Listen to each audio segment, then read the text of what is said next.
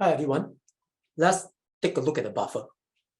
So a buffer is defined as a solution that could minimize the change in pH when small amount of acid or base is being added.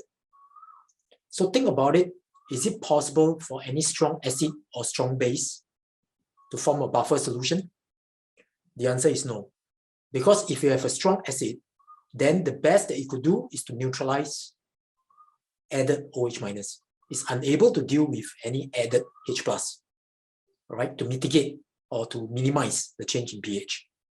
So in order for the buffer to work, you realize that you need an acid to basically to be able to get rid of any added OH minus, okay?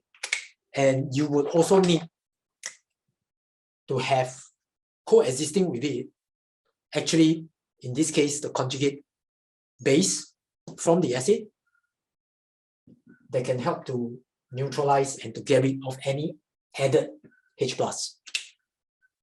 So that's the reason why only a weak acid and its conjugate base could be used actually as a buffer, because both of them could coexist together. Unlike in the case of a strong acid, strong base, you cannot put both together in a solution because they will start neutralizing, and whatever is left behind is either the excess strong acid or the excess strong base. Okay, so in summary, when you talk about actually a buffer, you will be thinking whether you're using a weak acid, a buffer from weak acid, or a buffer from weak base. Let's take a look at weak acid now. First, later we'll get to the weak base later. You can see in this case, as I earlier explained, HA and A- can coexist in the buffer, and more importantly, they play the role very much like yin-yang, where the HA get rid of the OH-, added OH-, while the A- get rid of H+. And what is best about it is that when they actually remove it, they form back. That means A- will actually accept the H+ to form back HA, while HA will neutralize OH- to form A-. All right. So that's actually how a buffer works. Okay. So mathematically, let us take a look at the formula we could use to calculate the pH of a buffer from weak acid. So in this case, we still use very much the same equation as earlier, because after all, this is still an acid buffer, and your Ka expression is still very much your H+, A- divided by your concentration of your acid. What is important is to bear in mind that now the concentration of A- and H+ cannot be the same.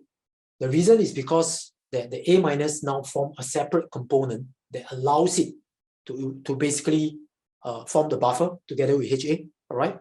So in terms of mathematical calculations, most of the time, we tend to use this number of moles of A- and number of moles of HA. We tend to compare that. The reason is because that when you divide by V total, the V total actually cancel away. Okay, so that's the formula that we use typically for the calculations of your buffer formed from a weak acid. And in terms of the, say we take a look at the graph, all right? So you take a look at the pH graph. If in a conical flask, you actually started off with HA and you titrate by putting NaOH, okay? You will know that at some point of time,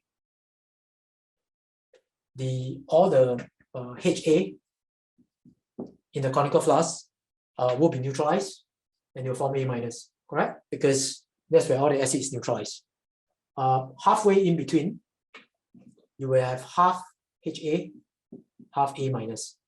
In fact, at this position itself, when concentration of HA is equal to A-,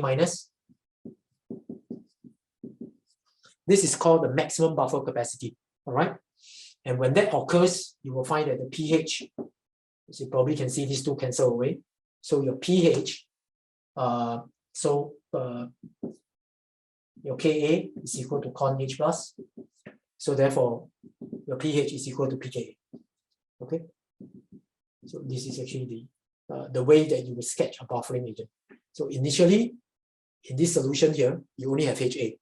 But as you neutralize, the A- start releasing, so there will be a very steep surge so that you can straight away start minimizing the change of pH. And then towards tail end of here, you find that the main bulk is now A-.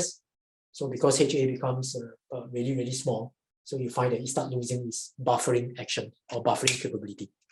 Okay, thank you. Okay, now let us take a look at how a buffer that's formed from a weak base works.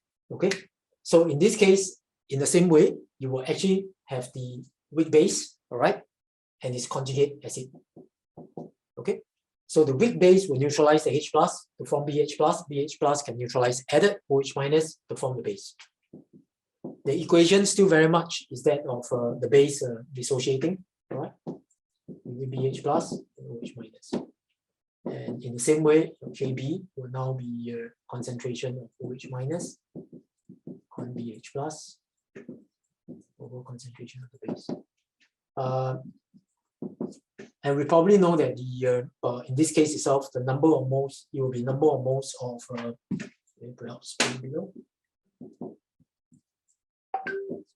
Number of moles of BH plus divided by the number of moles of the base. Okay, so in the same way that we explained, because you put the V total here dividing by the volume, these two volumes are the same, so we cancel away. All right. So again, you end up with the equations that you will use to calculate a buffer that's formed from a weak base. So let us take a look at the pH graph. So if you have the pH graph, this is a volume of HCl that's added. So if we start off with actually say, for example, ammonia, all right, inside the conical flask, you will find that as you add your HCl, again, of course, ammonia is actually alkaline. So there will be a graph as such. So at this point here is where all the ammonia is actually neutralized. You end up with NH4 plus. So in the midway itself, you have a half NH3. The other half is your NH4 plus. Okay. So at this point is actually what we call the maximum buffer capacity, which means that it best resists pH change. All right. With that, the amount of NH3 and NH4 plus that's present in the solution, which is equal.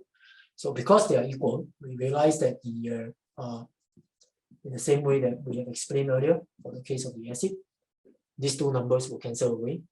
So Kb will end up as equal to concentration of OH minus. Okay. So from there, we know that the if you want to take a look at the pH, is 14 minus POH. So there's 14 minus pKb. Okay. So this is the pH. So this value here is 14 minus pKb. Thank you.